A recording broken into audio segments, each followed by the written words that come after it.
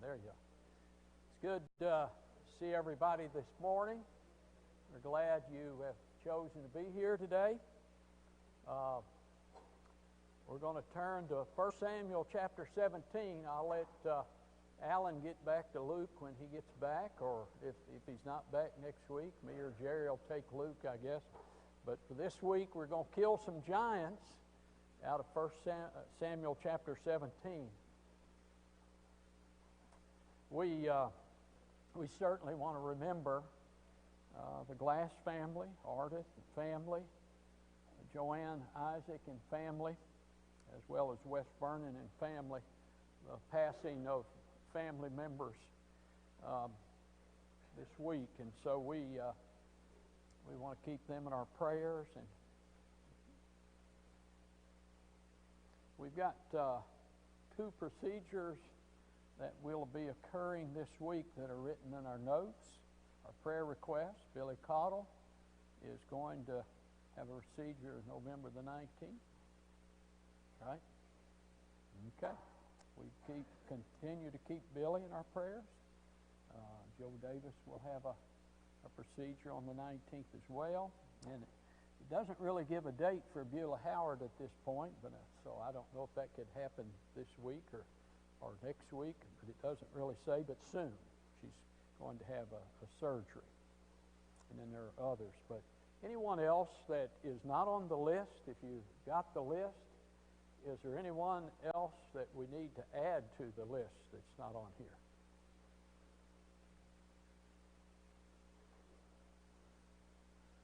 Okay. Brother Jerry, would you please lead us in prayer, brother? Father in heaven, we thank you for this day. Thank you for allowing us to rest in our homes and to come here today to worship you and to study your word. We thank you for the privilege and ability to be here and for Dan teaching us. We pray that you'll be with him. Help us to learn things that will help us on our walk toward heaven on this journey through this life. Father, we especially approach your throne at this time on behalf of those who are sick and those who are hurting, those who have lost loved ones. We pray your comfort upon them and help us as their brothers and sisters to know what to do or say to strengthen them as well. We pray that you go with us through this class and through this day. In Jesus' name, amen. Amen. We'll not be able to read the whole text here out of 1 Samuel chapter 17, but just keep in mind that the battle lines are drawn, and there is a valley, the valley of Elah, that is between the Philistine army and the Israelite army. And we begin in verse 4. This is the main part of this chapter, this story, what is repeating itself. It says, a champion went out from the camp of the Philistines, named Goliath from Gath, whose height was 6 cubits and a span. He had a bronze helmet on his head. He was armed with a coat of mail. The weight of his coat was 5,000 shekels of bronze. He had bronze armor on his legs, a bronze javelin between his shoulders. Now the staff of his spear was like a weaver's beam. His iron spearhead weighed 600 shekels, and a shield bearer went before him. He stood and he cried out to the armies of Israel and said, "Why have you come to this line of battle? Am I not a Philistine, and you the servants of Saul? Choose a man for yourself and let them come down to me. If he is able to fight with me and kill me, then we will be your servants. But if I prevail against him and kill him, then you should be our servants and serve us." The Philistine said, "I defy the armies of Israel this day. Give me a man that we may fight together." When Saul and all of Israel heard these words of the Philistine, they were dismayed and greatly afraid. Well, this story, by the way, is not really much different than what you read back in Numbers chapter 12 through 14, where you had the 12 spies and 10 of them came back lacking faith, talking about how great the army was, how walled the cities were, and that we are not able to go up against it. You got the same story, just a different setting. You got the same results. You got those who are saying, we can't do this. And then you've got those like David, men of faith, who said, we can do this by God. They're very clear. It's by God that we're going to do this, and that's the truth. This champion, some people believe him, and I guess it depends on how you measure your cubits and your spans, but some have him at 9 feet 6 inches tall. Some have him at 9 feet 9 inches tall. That's, I don't know, 3 inches make really a big difference. It wouldn't to me, but that's a big man. That's a big man. I mean, that's a basketball goal, 10 foot tall, and he would be able to almost, by the top of his head, touch that basketball goal. And the size of this man, you see, this man caused a great problem for Israel. What do giants, what do they do? What did they do to the army of Israel? What do they do to us? Terrified. Something that's bigger than us. There is no way we can conquer this. This is bigger than us. You're right. We can't conquer many things on our own. And that's exactly David's point here is, no, I'm not going to do this. God is going to take care of this guy. But giants terrify us. What else do they do? There's something else in this text. You kind of have to read a little bit of it. If you're not familiar with the story, you may want to glance down through there while we're doing a few questions. But what are some other reactions that they had toward this giant, and that sometimes we have the same reaction toward things that seem so big in our sight, in our mind? They do the same thing to us if we allow them, of course. What else? We can stand against. Okay. We can stand against those odds. Okay. The odds are against us. There is just no way we could possibly overcome this obstacle. And they're right if they're talking about their own power, their own strategy, their own do this or do that, or their own armor, So the idea of this obstacle, we cannot, something that appears bigger than us or we view as bigger than us, we say this, we can't overcome this. This is going to overcome us, and we allow it to do that. What else? Intimidated. When Goliath repeatedly gave this challenge, the scriptures say the Israelites ran, not toward the giant, they ran away from the giant. So what do we want to do? We are intimidated by things that are bigger than us, and we want to run the opposite direction of the giants. And that's what they did. They ran from this Philistine giant. Okay? I think that's pretty good there. Dismayed. What's another translation? Who? Dismayed and terrified. They were dismayed. They lacked. They were dismayed by this. They were certainly it upset them. It caused them to just, we can't,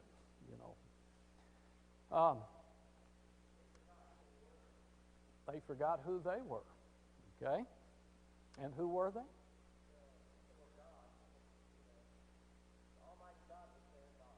Okay. Now the Israelite, the Philistine said, he was going to defy the armies of Israel.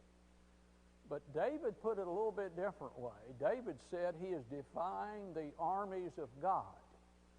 Now, David put that in there. The Philistine didn't put that in there. You can see where David's going with this, and it's very, very important to understand.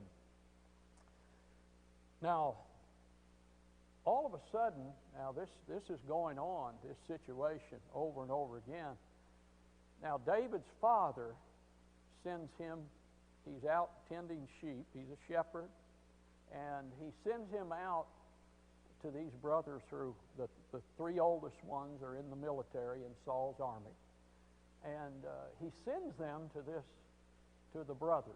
And there are two things that he was supposed to do. Anybody remember the two things in this story? Take food to them, okay, and the captain got some cheese, I think, out of this as well. So he's going to take some grain and stuff to the brothers who were fighting, as well as the captain over the men got some cheese as well. And what was the other? Inquire. Yes, he was going to find out how things were going. How are your brothers doing? How's the war going? Is the giant still there? And come back and tell me. He's a messenger boy. He is a messenger. He is taking something, and he's coming back with information. That's all David was supposed to do.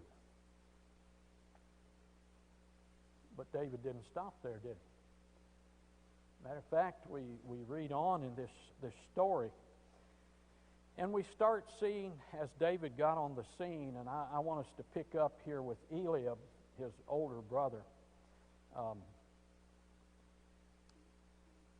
Or let's pick up in verse 23.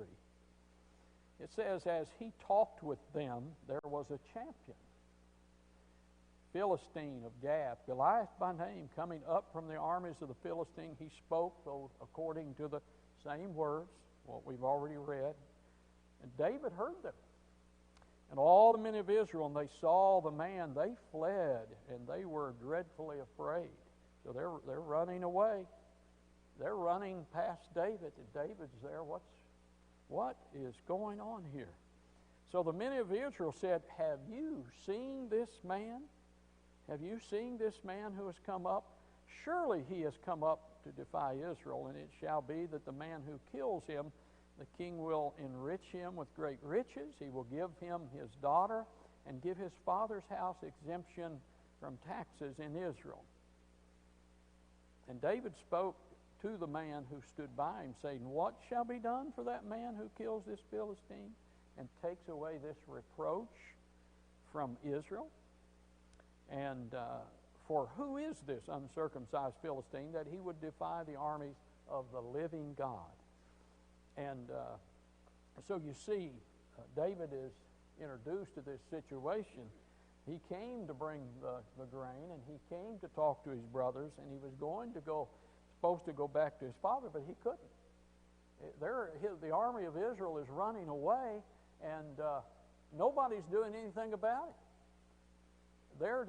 He is causing a reproach. They were speaking a reproach about Israel. They're not going to come out here. They're afraid of us. They're not going to fight us. And so Israel became a reproach. They spoke against Israel. And also, he showed them to be cowards, men who lacked faith in God, because they were running from him. And David said, he's defying. He is defying the armies of the living God. And so David is upset. Well, he is, you think about the story. I want us to think about back in Numbers when the 10 spies came back. They said, they are stronger than we are. This is Numbers 13, 31 through 33. And all the people we saw, they are of great size. They are the descendants of Anak. That's right in this family here. We seem like grasshoppers in our own eyes, and we look the same to them. Well, they came back with the same report here as well as in Numbers 13. We cannot possibly conquer this giant. They are bigger than we are. They have all of these things that we don't have, and it's interesting to read about the weaponry that the Philistines had. I don't want to take the time in this story because we won't get to a point. But anyway, they had some good armies, good weaponry. But they were afraid. We can't do this. Well, David wasn't going to believe that one bit. He knew God could do it. And so David asked that question, who is this uncircumcised Philistine that he should defy the armies of God? You know, he's caused this reproach long enough. He's caused God's army to be a shame, and you know, David's going to do something about it. So here he talks to his brother. Please keep in mind also that 4 times in this chapter David is referred to 3 times as a youth. In verses 14, 33, and 42, he is called a youth. And in verse 56, a young man, or a stripling, some translations have, which comes from the root that is used to describe a young virgin in Isaiah chapter 7 and verse 14. So we would have to put David in that teenage to, you know, middle teens on. This guy was not a 30-year-old man. He was a young man, a teenager, a youth. That's why they call him a youth.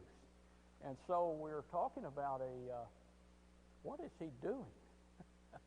He's going up against a giant who is a fighter, and he's just a youth and a shepherd boy and a messenger at that. Well, in verses 28, it says, Eliab, his oldest brother, heard him when he spoke to the man. So he hears him inquiring about who is this guy, what's going to be given to the man who defeats him.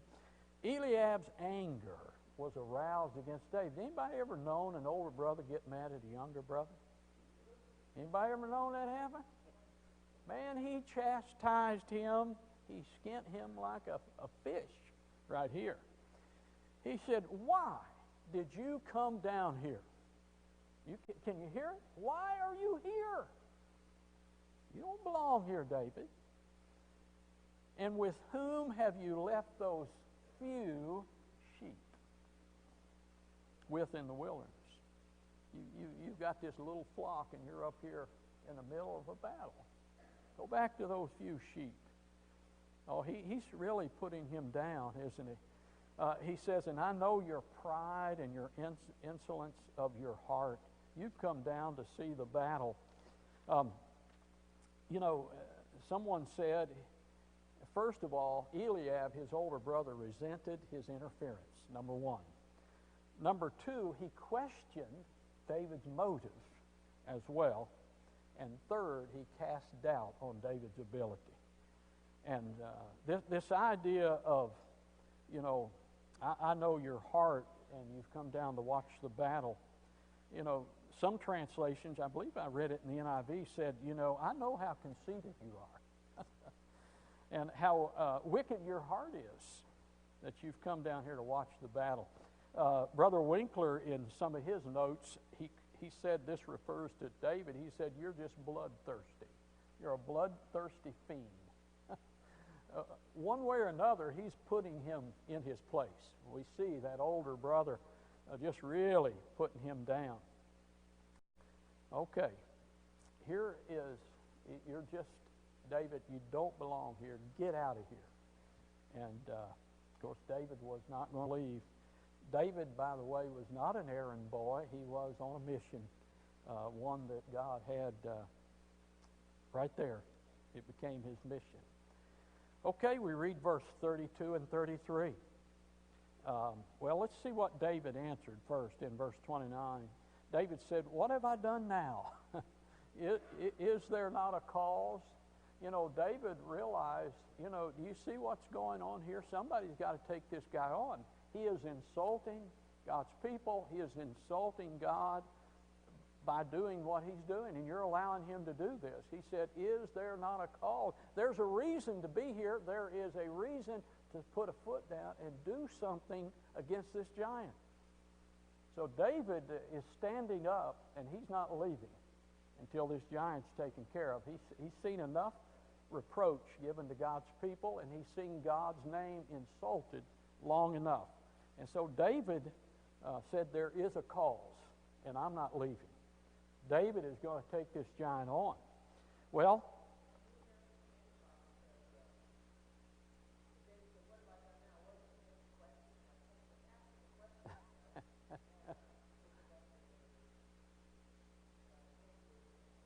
yes. Yes. Well, and I can see why the tax exemption would get his attention.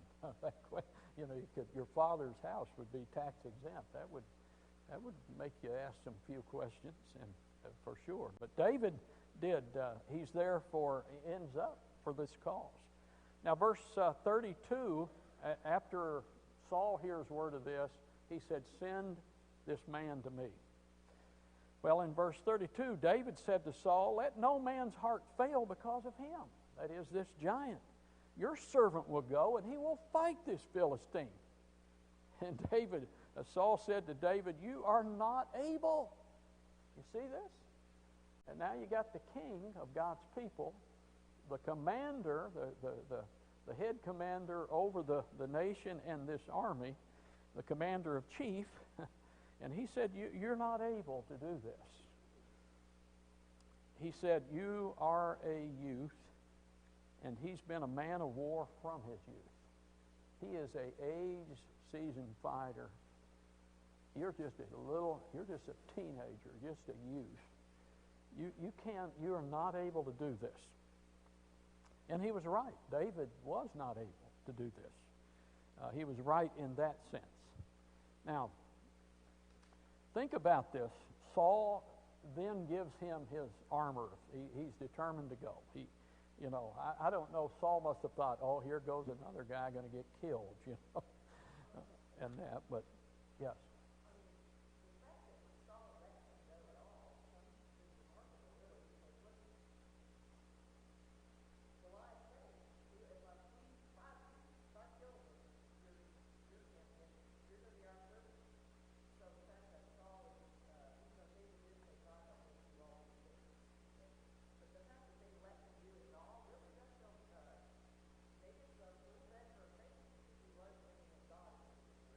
Yes.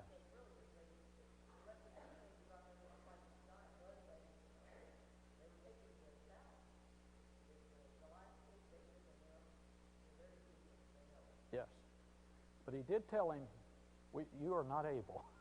He told him right there at the beginning, "You are not able to do this." Yes, Jeff. Yes, that's the next. Yes. The Lord did that. And he did say, "The Lord be with you." May the Lord be with you. Now, Saul wasn't going to be out there. You think about this. He gave him armor, and it was probably the best armor anybody had because, this was the king's armor. Problem was that Saul was a man who was taller than most. Now, that's how he was described. So it probably didn't fit David, first of all. Second of all, he had never used armor. He had never been served like this, so it wasn't proven, it wasn't tested. He's never used this. So, he just took it off and got rid of it. And it's just going to be what he used, as Jerry said, to kill the bear and the lion.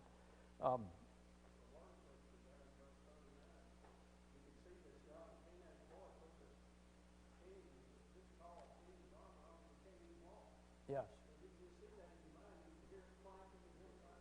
Yeah. The helmet falling over his eyes, and it would be pretty bad looking to go out there at that. David quickly turns and does remind Saul. He said in verse 34, he said, "Your servant used to keep his father's sheep, and when a lion or a bear came and took a lamb out of the flock, I went after it and I struck it and delivered the lamb from its mouth. When it arose against me, I caught it by the beard and struck it and killed it. Your servant has killed both a lion and a bear. And this uncircumcised Philistine will be like one of them, seeing he has defied the armies of the living God." And David said, here's the key in verse 37 as well. He said, "The Lord who delivered me," notice he said that, "the Lord who delivered me from the paw of the lion and the paw of the bear, he will deliver me from the hand of this Philistine." And that's when Saul said, "Go, and the Lord be with you." Of course, he tried this armor on before he left, which didn't work. But here's the key to this story, just like it was with Joshua and Caleb back in Numbers chapter 13, the 12 spies. And they had faith. They kept saying, the Lord's going to do this. And the people were saying, we can't. They're bigger than us. Their cities are walled. And David here is reminding them, hey, God has done this in the past, and God is going to deliver this Philistine in my hands. God is going to do this. David's not talking about, hey, I've got a military strategy that it's going to work. David didn't say, I'm stronger than your soldiers. David didn't talk about his strength at all or strategy. He didn't talk about any of that. He said, the Lord has delivered in the past, and the Lord is going to deliver this Philistine into my hands. And so his focus. There was no doubt in his mind. No. Jesus Christ tells us very plainly, when we pray, when we ask, we're not to doubt. Right. David did not have doubt. And he knew in his heart, whatever become of him at that point fighting the Philistine, it was in God's hands. So are we in God's hands. And it teaches us very plainly not to fear. Fear Right. that which can kill the soul. Don't fear that can kill the body. The Lord takes care of that. Right. That's right. He was not intimidated. No, it wasn't. Was it? He was not. He also, you think about what they said. We've read in verse 25. They were saying, have you seen this man? And David never said anything about his size, did he? David just simply said, the Lord has done this in the past. He's going to take care of this guy. The Lord, he said. And so, he had confidence in the Lord, and he understood that the power, the overcoming of this giant is going to be by God's mercy and might. And so we have to have that same idea that, there are problems that are going to be much bigger than us, and there are going to be things in life that are bigger than us, but we got to realize that God is bigger than them, and God is more powerful than them, and not just use a human focus on things, but we've got to have that faith that David had. And that is, and as you pointed out, Brother Willoughby, we should pray with confidence. We should pray with confidence because we're praying to a God that can do something about it. He can.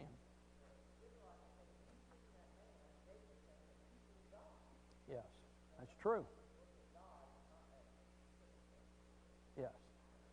And keep in mind, once again, David said that. The Philistine, he said, I defy the armies of Israel. But David said, he's defying the armies of the living God. David in no way thought his God was past tense. He never thought that his God was unable to do this. God was a living God, and God would do what God wanted to do, and he knew that. Let me share with you just to kind of.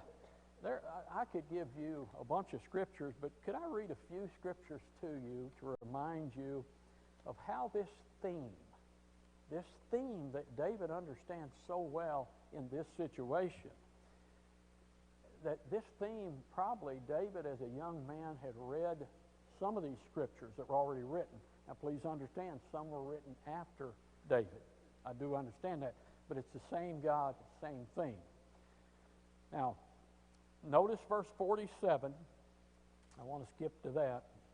But he did say that he told old Goliath, he said, you know, the Lord does not save by sword or spear. He said, the battle is the Lord's, and he will give you into our hands. So, you know, that theme that, you know, the battle is God's. Psalm 62, verse 11, once God has spoken, twice I have heard this, the power belongs to God. Joshua said in Joshua 23 and verse 10, he said, one of our men puts to flight 1,000, for the Lord your God is he who fights for you, just as he promised you. Over in the prophets, Hosea 1 and 7, it was said, I have compassion on the house of Judah. I will deliver them by the Lord their God, and will not deliver them by a bow, by a sword, by a battle, by a horse or a horseman. You see the emphasis that's being put in these scriptures. 2 Chronicles 32, 7 and 8, he said, do not be afraid, do not be dismayed because of the king of Assyria, for with him is only the arm of flesh, but with us is the Lord our God to help us and fight our battles. Psalms 146 and verse 3, do not put your trust in princes, nor in the Son of Man, in whom there is no help. Psalm 76 and 3, he broke the arrows of the bow, the shield, and the sword of battle, talking about God. Psalm 18 and verse 39, for you have armed me with strength for the battle. You have subdued under me those who rose up against me. And 2 Chronicles 20 and verse 15, and then I'll stop there. There are more scriptures. But he said to Judah and the king Jehoshaphat, he says, thus says the Lord, do not be afraid nor dismayed because of this great multitude, for the battle is not yours but God's. That theme runs so strongly. God will take care of his people. And when there is anybody threatening God's people, God will take care of them. Now, did it scare the people when they saw the armies on the horizon? Yes. But they were constantly reminded, now this battle belongs to God. And his army, no matter how powerful, and we could use example after example, these are just statements, but we can look at examples of where this came true. David was willing to face this giant. Eliab said, you know, you cannot possibly defeat this giant. Saul said, you cannot do it. You're not able, you're a youth. David said, you know, I'm not going to do it. The Lord is going to do it. He's delivered me before. He's going to deliver me again. And so David in verse 40 has a staff. He has 5 stones and a sling. Now, how's that for military weaponry? Now, that is unbelievable. He used what he had, and God delivered him. But listen to what the giant, let's talk a little bit about the giant here. The Philistine came, verse 41 of 1 Samuel 17. The Philistine came, and he began drawing near to David. The man who bore the shield went before him, and the Philistine looked about, and he saw David, and he disdained him. For he was only a youth, ruddy and good-looking. The Philistine said to David, am I a dog that you come out to me with a sticks? The Philistine cursed David by his gods.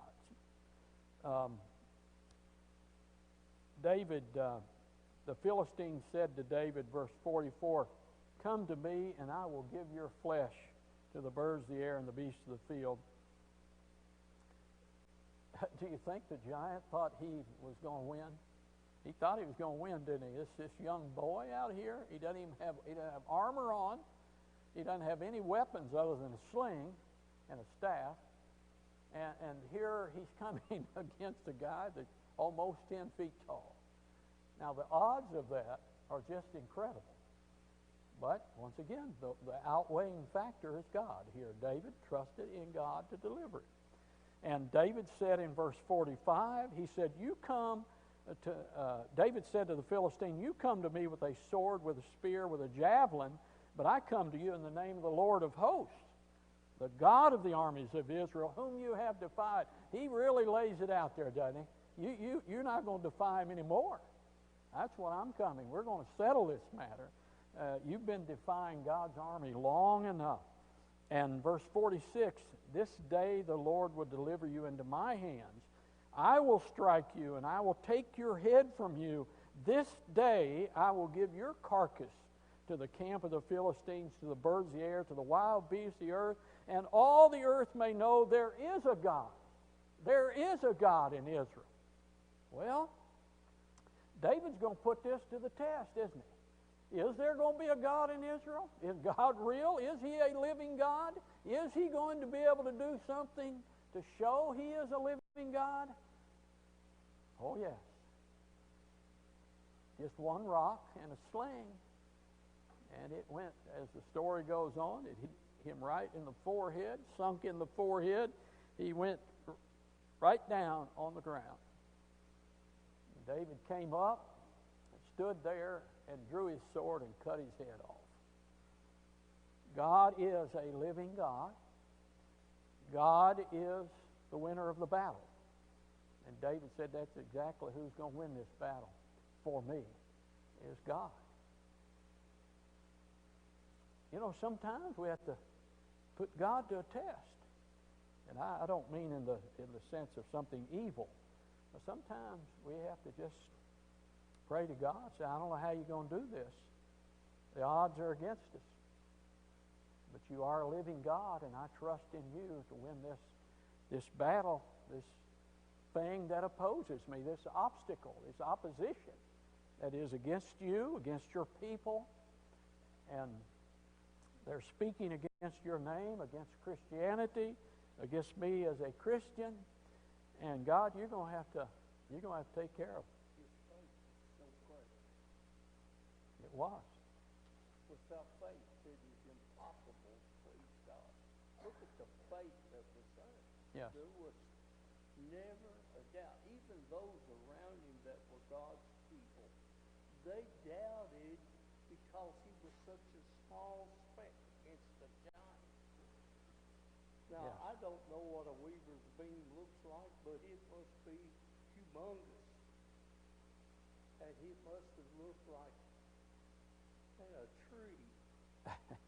And how would you reach a fellow that's got a spear?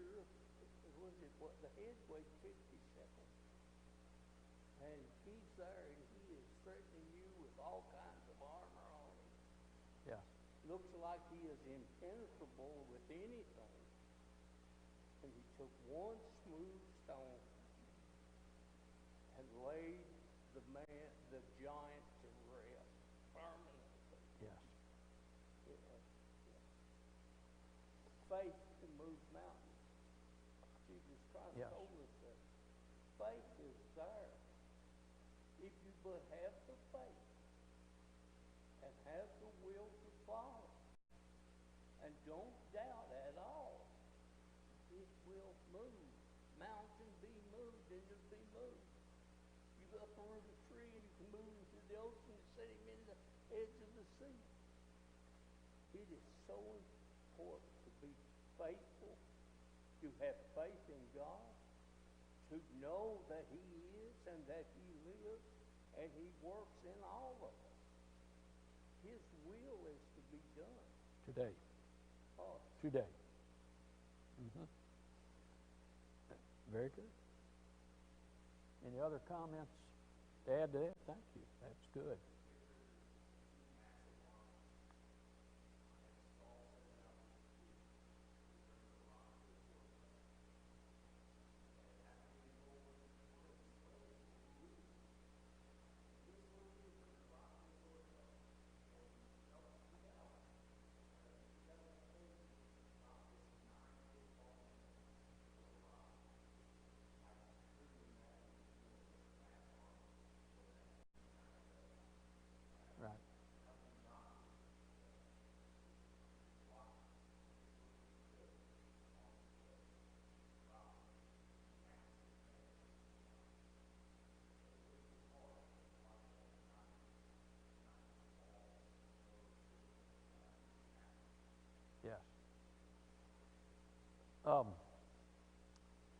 Saul, let me look back in this verse here. Notice verse 11 of chapter 17. After, of course, the giant gave his spiel and said, "Come out here and fight me," it said, "Saul and all Israel heard the words of the Philistine, and they," even Saul, the leader, "was dismayed and greatly afraid." Not just the army. Did you know that there were no giant slayers in the army of Saul? Not one that we have recorded. But if you read 1 Chronicles chapter 20, verses 4 through 8, David's men, they killed 3 more giants. At least 3 are mentioned there by David's army. Now, isn't that interesting? The captain, who was afraid, had no giant slayers in his army. David, who trusted in God and slew this giant with the power of God, had 3, at least 3 are recorded there, that were giant slayers in his army. Now, that's interesting, that fear in a leader, at least fear to the sense that you're not going to challenge, you're running away. And you'll see David ran. Goliath comes down to meet him in this valley, and David is hurrying himself to this giant. He's not running away, he's running to the battle. He's running to the giant. That in and of itself, I don't know about you, you could picture him saying, "Now if I miss with this stone, I may want to stay on this side." But he didn't have that, did he? He was confident. He was confident. He was not intimidated at all. He knew God was going to deliver him into his hand because of these past victories that God had given him. Here is just an amazing, amazing thing.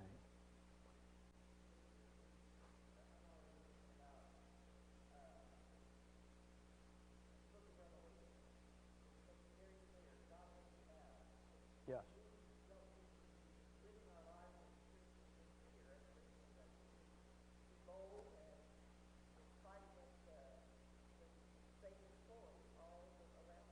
Right.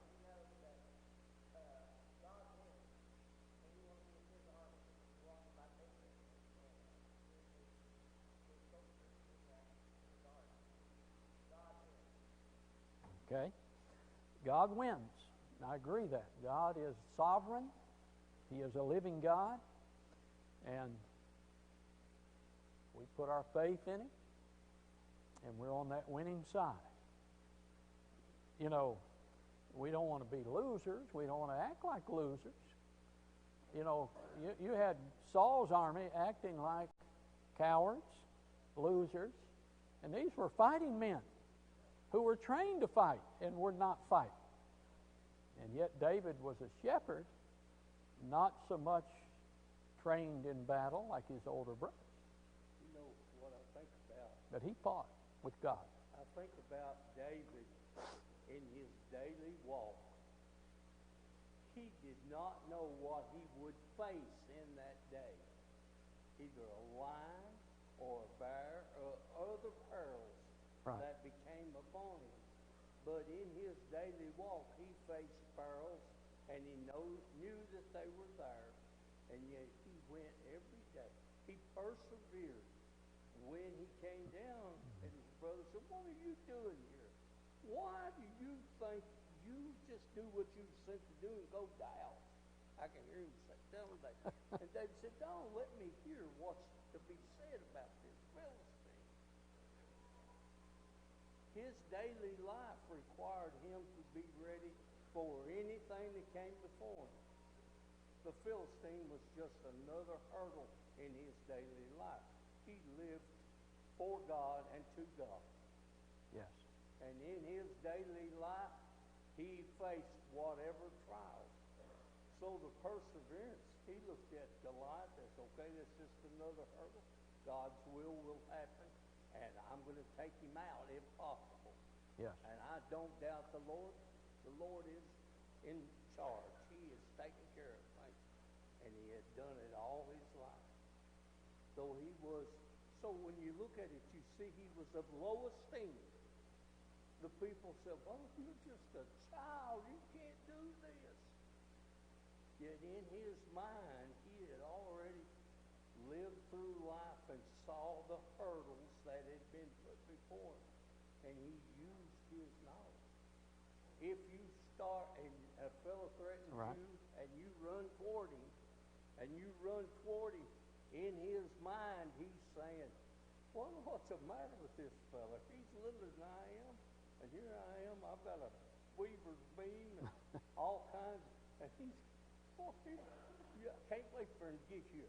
Well, no, there was a little doubt. He's a crazy man. He might do something really. See, the workings of the mind plays in there.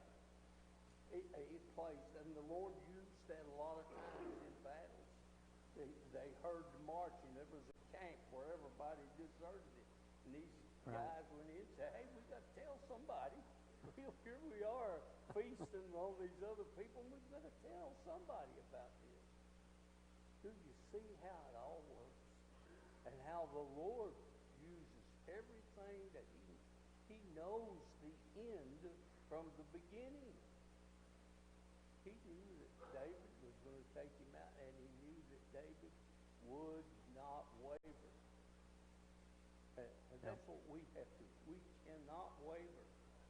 When we waver, we have an avenue through Jesus Christ to regain the straight path, to put our feet back upon it. And we strive to do that daily. Yes. Every day. Every day. It is so apparent that through the study of David and Goliath that we apply it to our lives. We learn from what David taught. We learn from the doubt that is around us. Today on the way in here, I asked Sherry, I said, do these people not read the Bible? Whose church is it? And it was all different churches with different names.